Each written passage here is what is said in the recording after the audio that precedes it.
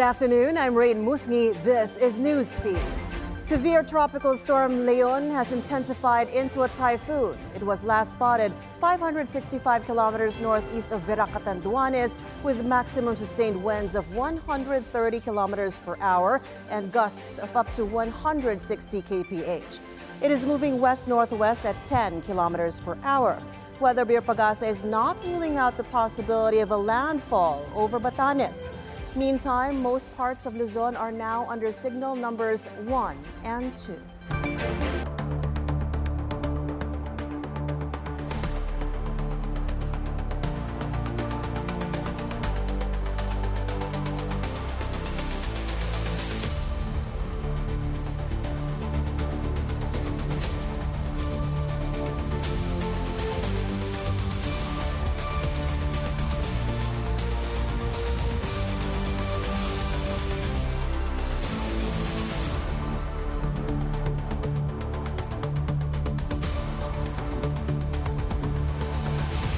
Former President Rodrigo Duterte disagrees with the assessment of his daughter, Vice President Sara Duterte, regarding his successor.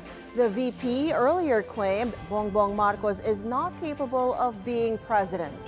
In a press conference last night, the former president said Marcos may have simply failed to meet VP Sara's expectations. He also commented on her threat to exhume the remains of late President Ferdinand Marcos Sr. and dump them in the West Philippine Sea. Mr. Duterte believes this is an extended hyperbole and should not be taken seriously.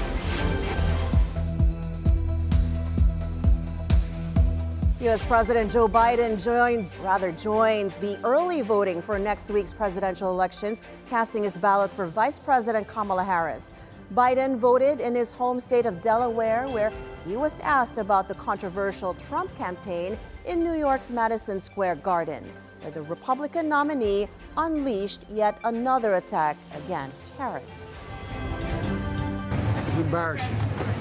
Just simply embarrassing. It's beneath any president, but that's what we're getting used to.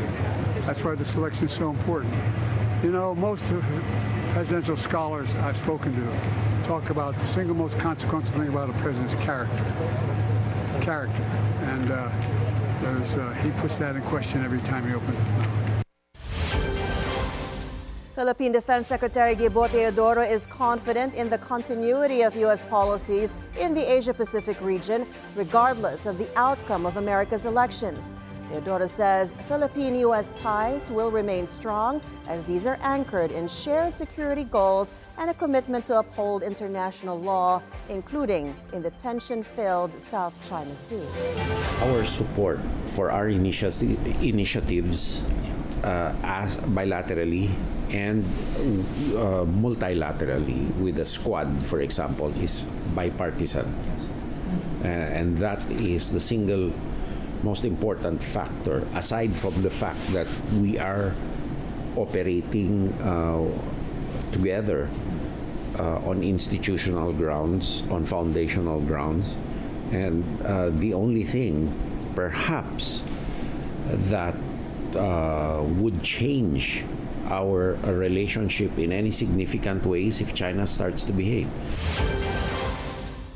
And those are the news this hour. I'm Raine Musñgi. Stay tuned to BNC on Free TV Channel 31, Channel 24 on Cignal, and on our website, bnc.ph. Thank you so much for watching.